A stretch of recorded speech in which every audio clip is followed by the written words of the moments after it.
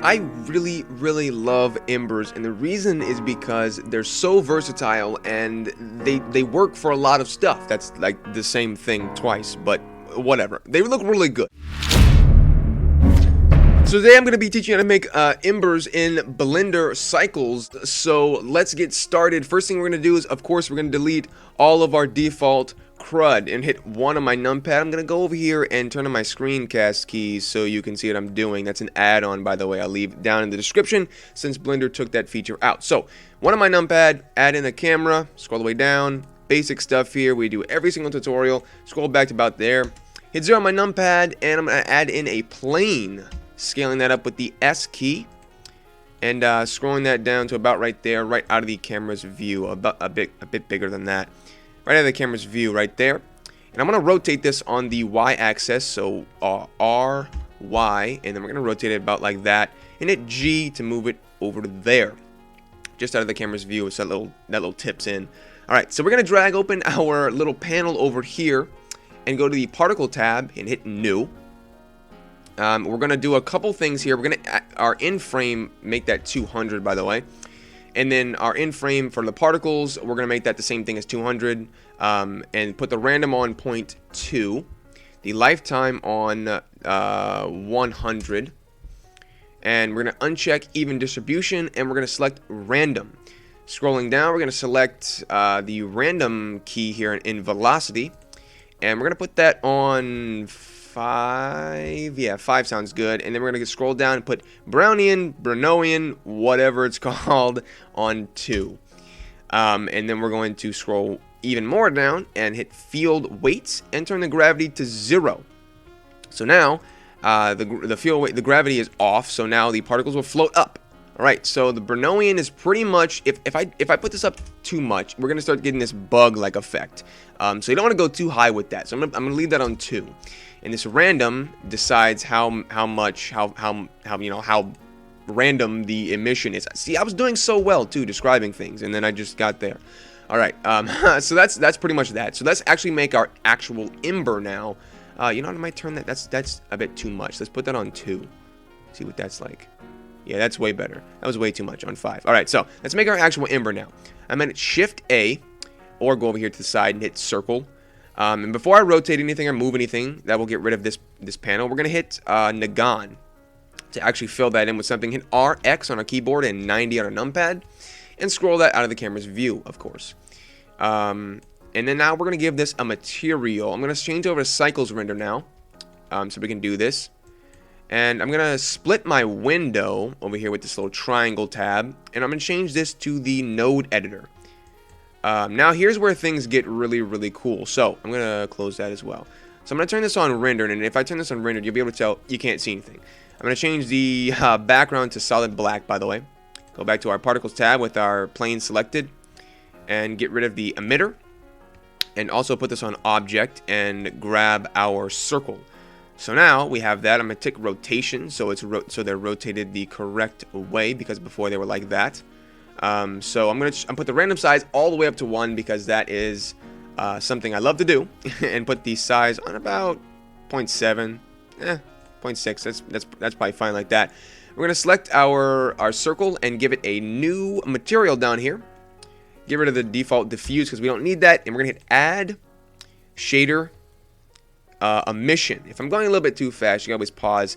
I don't want to drag this on for like 15 minutes. So, and now what we're gonna do is, this is the cool part. So we're gonna add input particle info, and we're also gonna hit add converter math.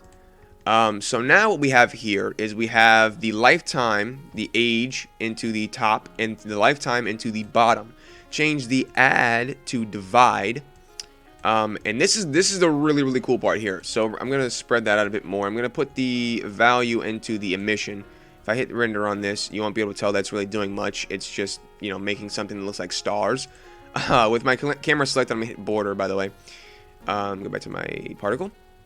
And now, in between the divide and the emission, we're going to add in our, instead of changing the color in the actual emission, we're going to change the color through a color ramp node, and that is right there.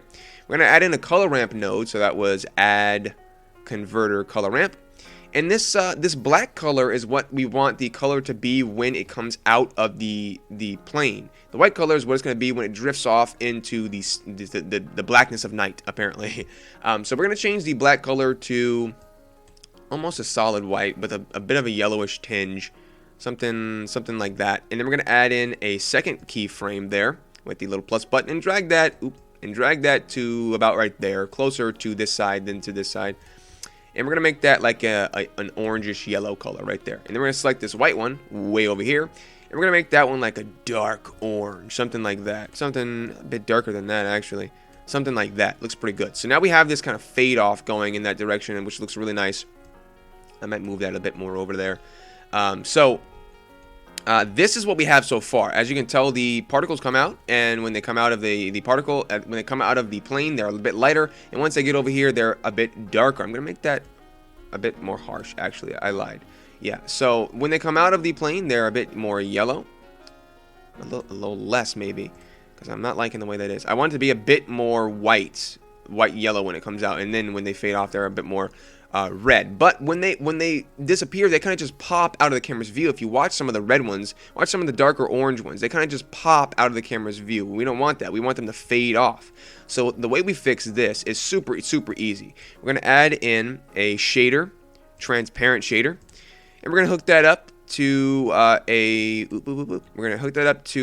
shader, mix shader, and we're going to input that in between the emission and the material output and hook that up right there. Super simple stuff so far, right? And we're gonna take the divide, and we're gonna hook that up into the factor right there. So as you can tell, the darker they get, the more they fade off. So watch an orange one, a dark orange one. As you can tell, they kind of just fade off, which is super cool. So the dark orange ones no longer have to just pop out of the camera's view. They kind of just fade off. Watch this particle right here. Watch this one right here. It just kind of fades off, right? Beautiful. So that's what we need. So now, that's pretty much it, but I want to create a bit of a depth of field trick. Since our plane is large enough we can do that, I'm gonna unsplit my window. Turn that back on solid. We'll turn it back on rendered. Yeah, solid, because we need to do some stuff first. Alright, so select my camera and go to the camera tab here. Scroll all the way down and put the aperture on about 0.5. That is really big, but that's fine. And we're going to select limits so we can see what we're doing, and we're going to put the distance on about the center of our canvas. Something about right there looks pretty good. And if we give this a quick render, you'll be able to tell that we have a nice bokeh effect going on with the embers, which is exactly what I wanted. So everything in the center of the canvas will be clear, and everything farther away and close to the camera will not be. So let's pick a good frame right there, and let's render that. That looks pretty good myself. I do think so. You can always increase the particle size, increase the particle amount, or anything like that. I really hope you enjoyed this tutorial. That is pretty much all I have for you today. I'll see you guys in the next one. Give it a like if you did enjoy it, and subscribe if you want to see more tutorials in the future. Always comment your tutorial suggestions so I know what video to make next. I'll see you guys in the next one, but until then, bye.